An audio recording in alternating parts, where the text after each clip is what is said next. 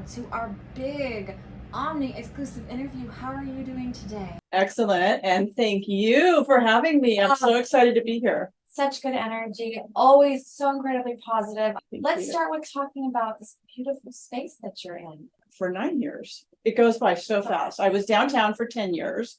I've been here since 2015, and I love it. And this is where I'm going to stay for the rest of my career. What's the inspiration for Mother Mary. Mother Mary. Yes. You feel like she's here right now? I do therapy with Mother Mary. Yes.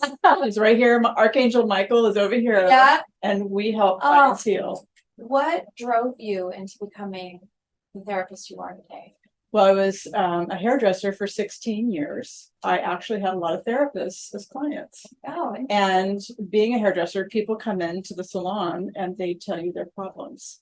But I love listening to people's stories. And I wanted to further my career and be more successful. And I just had this desire for education, and I love studying psychology. Went to grad school, and I've been doing this for 20 years. Everything that you learn builds on everything else.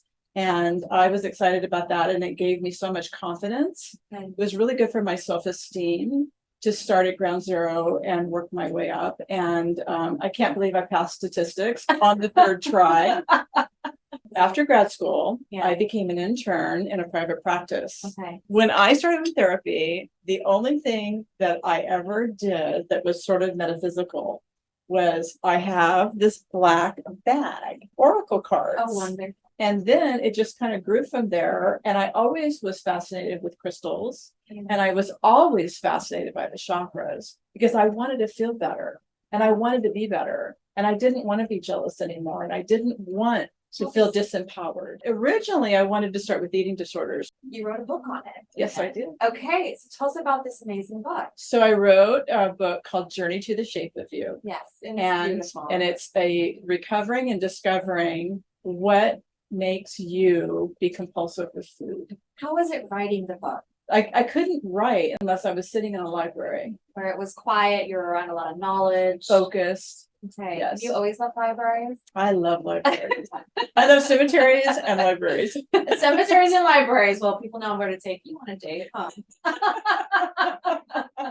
But when I became a therapist in training, right, I became fascinated with trauma, whether it was sexual trauma, domestic violence trauma, veteran trauma.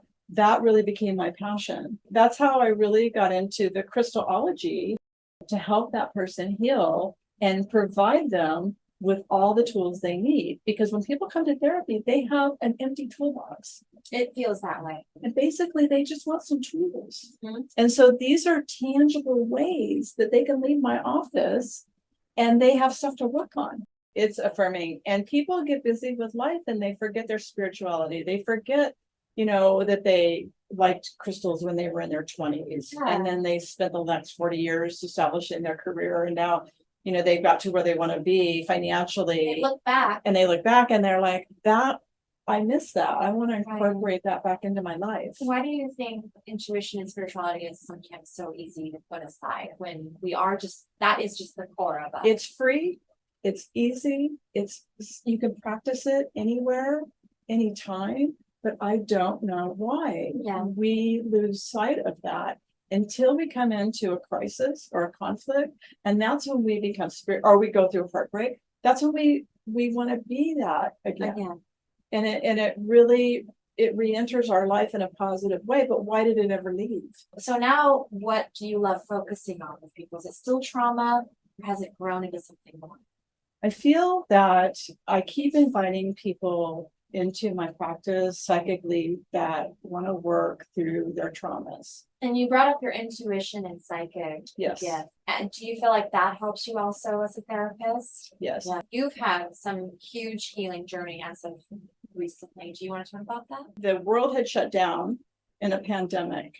So this is in 2020 when you. This was in March of 2020, and I felt alone. I was diagnosed with breast cancer. 2 days after my birthday, I was getting my first cancer treatment. Well, the cancer, I have a very aggressive form of breast cancer, and it went to my brain. So I had brain surgery in May of 2023, and now it's in my lungs, but I'm on a new form of chemo where it's shrinking the tumors in my lungs. So I just take it PET scan to PET scan. It makes me want to cry. Your positivity and your force of nature is just so inspiring. I can't even imagine. So now I work 3 days a week and I see, 3 people a day. So the Very people I see coveted now, spot. yes, and they know, and they appreciate that they were, Oh, I'm sure. part of my small circle now of business. This journey of cancer has been a blessing full of angels and miracles. This was going to be a journey. This was going to be part of my story.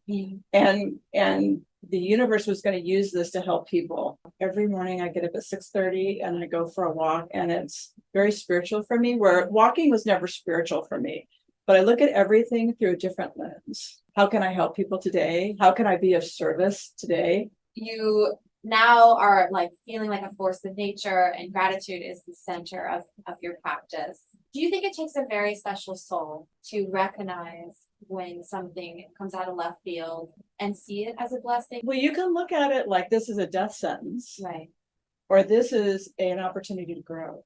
Part of your healing journey also has been to work with chakras, Yes. energy centers, and Yes. crystals. What is a chakra? Chakras are the architecture of the soul. We have 7 energy centers in our body. Imagine if you had a string that was going down the middle of your body, and they would be attached to that along the spine. I love to buy these ribbons. I buy them in the chakra colors. Yeah. And when they have an imbalance in a chakra, I give them a ribbon to wear. And when that chakra goes into balance, and just by bringing your awareness to a chakra that's out of balance, brings it into balance. Oh, very good. And it's so not the too ribbons will difficult. naturally, magically fall off. Best author for chakras is a woman named Anodea, Judith. And the first chakra deals with logic, structure, and order, all of our issues with trust, all of our issues with home and family. And trusting that every time we take that step, Mother Earth does support us and hold us in the palm of her hand. And so the first chakra, if you have an out of balance first chakra, the first thing that you will notice is your bedroom's a mess, your drawers are a mess. And that is a sign of someone whose first chakra is completely out of balance. The second chakra is orange, and it is the sacral chakra. It's all about money, emotions, our sexuality, our creativity. This is where we can hold issues of guilt. This is where we hold issues of abandonment. And this is where, when we need to build boundaries with others, this is the chakra that comes from. Okay. This is a very, very busy chakra because it deals with all of our relationships and all of our emotions. Yes. Many women who have had severe breakups Yes. or severe sexual trauma, men and women, they will end up getting some kind of disease in that chakra, Oh, so there, like ovarian cancer. do you feel there is kind of a connection between emotional trauma and a physical disease? I absolutely do. And when chakras are off, unresolved. Yes. And so when a chakra is off, this could be the beginning signs. Yes. So when that chakra, the second chakra is off, what presents physically in our lives? Somebody who has no emotional regulation. Okay, so they're just firing off. Somebody, or when they start to get upset, Okay. they do not have the tools and skills to calm themselves down. Okay, They just snap. it's kind of like a tsunami. Yes. Okay, Yes, they'll go from 0 to 100 that's when this place is not feeling when we're not settled. balanced. Okay. Yes. And this chakra loves to be around water, whether you're in water, whether you're in a swimming pool, a jacuzzi, a Right. bath. So then the third chakra Yes, is our power chakra, and it is in our solar plexus. It's above the belly button. above the belly button. Yes. Okay, And it is your solar plexus. wonderful. And this chakra Wow, has to look do at with our self-esteem, our self-respect, our self-confidence, where we get all of our courage and our empowerment. Okay. And this chakra is like a flame. And we have to be conscious of never let anybody blowing our flame out. We have to disengage from people who disempower us. And when you are going on a job interview or going back to school or making life decisions and Yeah. you need a lot of courage, Right. this is the part of your energy centers, your chakras that you're pulling from. What, if it's off, how do you know that it's off? You will be a follower, not a leader. You have a lot of doubt. You will be codependent. You will be the person who's less dominant in the relationship. When you have great ideas, you won't have the courage to say, I want to express my great idea, or can I interject here? I feel like we're doing something the incorrect way. Yes. You So won't it's- have the courage to do that. When it's in a good place, you're feeling worthy and confident. And like you belong. So the next chakra is our heart center, and our heart center is our most important center. The three chakras that we just talked about are all about our ego self. The top three chakras are more about our brain, our mind. We get cerebral, and you cannot be all 100% ego or all 100% up in your head. That's how we're finding balance. You want your chakras to be blending together. Okay. My bottom three chakras naturally want to take over. Okay. Okay, so I have to keep my heart center open. And my beloved Brad, his dominant chakras are his top three chakras. So we actually make a really good match, because I bring out his ego in him and he helps me bring out my higher self. It's the opposites attract. But if the heart center is blocked, it doesn't matter. Jealousy is jealousy. You coveting something that somebody else has, and that's what you wanted, Right. but maybe that person worked for it or earned it, even in a past life, Okay. not even in this life. It was a gift. It's a gift. And we are constantly being given gifts, which the heart center is called the bridge of transformation, and have love for self and others. Okay. So the heart chakra is a very busy chakra. Sounds like it's a balancing act between feeling heartbroken or Yes. being out open with your heart and loving and gratitude. Yes. And when you're heartbroken, that's literal. That's why when you're in heartbreak pain, It hurts. it is physically painful. Yeah. Yes. It hurts. Because you have compromised that chakra, that heart center. Right. Yes. And so if someone's having some trauma or issues with that heart chakra, how does that present itself to the world? How will they know? Bitterness, Okay. They're kind of shut down. anger, they can't let it go. They can't, if they had somebody treat them badly in a relationship 25 years ago, they can't stop talking about it. So the chakra above the heart center is the throat chakra. The throat chakra Right is here. very important because it's our communication, or if we have the ability to communicate our needs to people. It's also the chakra of self-judgment, but nobody judges us as harshly as we can judge ourselves. So this is about speaking your truth. Absolutely. And if you have an out of balance throat chakra, you can have throat problems, you can have sinus problems, you can have major dental issues.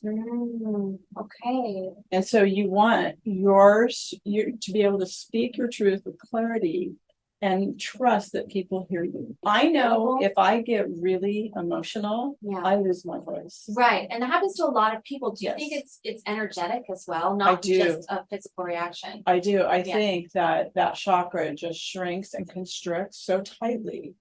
Okay, so then the sixth chakra, which is called our third eye, Right in the center. Of in between our eyebrows, is about our intuition, dreams, Okay. visualizations. I've actually done group work where I have laid everybody down on a yoga mat and done a visual meditation with them. And then people have come up to me afterwards and said, I couldn't see anything. They were not able to visualize. That right there is telling me that they have a blocked sixth chakra. Okay. So if you're not able to visualize a future or even a color, it may be that this part needs Or a journey. or a journey you want to take to the future. Yes. Okay. And if you have issues with nightmares, that is definitely an issue with that chakra. It's being traumatized by something in your history or even a past life. And then the crown chakra, which is the top of the head, that is our connection to the divine. That is all knowing. If that's not fully online, what are some things that will come up in our life? Skepticism, especially about philosophy of religion or spirituality, because this is the Earth School. And every person you meet is here to teach you something, or you're here to teach them something, or each other. So I thought it would be fun for the first of the year. Yes. For part of people's intention for 2024. When you are working with your crystals, Yes. the hardest part of crystals is, where do I begin? These are my two favorite books. I think for everybody's starter kit, this is what we need to know. Okay. For the first chakra, That's the root chakra. our root chakra, this is red jasper. Beautiful. If you just stick with the colors of the crystals or the stones to the chakra, it's very helpful. So for the second chakra, I love watermelon tourmaline. Oh, it's so beautiful. And it's slightly orange. And then we also have carnelian, Beautiful. which are perfect for starter kit for the second chakra. The third chakra, yellow calcite, citrine. Citrine, one of my Citrine. favorites. So we have yellow calcite, Yes. and we have tiger eye. Wonderful crystals. And I recommend people keep the crystals in their car because they're contained Yes. in the energy of the car. Keep them under your pillow, Or even in your pocket. nightstand, or even in your pocket. So for the heart center, we have rose quartz, which is a dime a dozen. You can Yeah. get rose quartz everywhere. And I always find rose quartz bracelets at the thrift shop. I have green calcite, Beautiful. and we have avertine and fluorite. Green Heart fluorite. chakra is so important. Throat chakra, turquoise. Beautiful. And you can find turquoise everywhere. For our third eye, I love solidite. I love lapis. And a really fun crystal to work with that I find very powerful is called angel light. And angel light is this lovely crystal, and it helps you call in your angels. Mm. And I believe it works. The crown chakra is amethyst. Wonderful. And you can find amethyst. It's very affordable. It's not going to break your bank account. And then I love to go. I live in Cambria, and I love to go and walk on Moonstone Beach. And moonstones are part of the work I love to do. And basic quartz crystals. Very cosmic. Yes. And I have to protect me, for protection, black tourmaline Okay. and obsidian are great stones if you just want to protect yourself from anybody casting anything evil, whether it's direct or indirect, to protect you and place a shield around you so it just bounces off of you. Do you have any closing thoughts, things you want to give our cosmic audience? I have a really beautiful saying that went along with my book, and it's how to be at peace and be happy. Yeah. And if you feed your mind with knowledge, your heart with love, and your soul with self, you will find joy. Thank you so very much. Oh, Marian. Oh my thank you. goodness. I love you. Oh, so good. Thank so you, Dee. beautiful. Oh my gosh. And may we do this again very soon. Yes, Thank you so yes. much. Thank you. Thank you.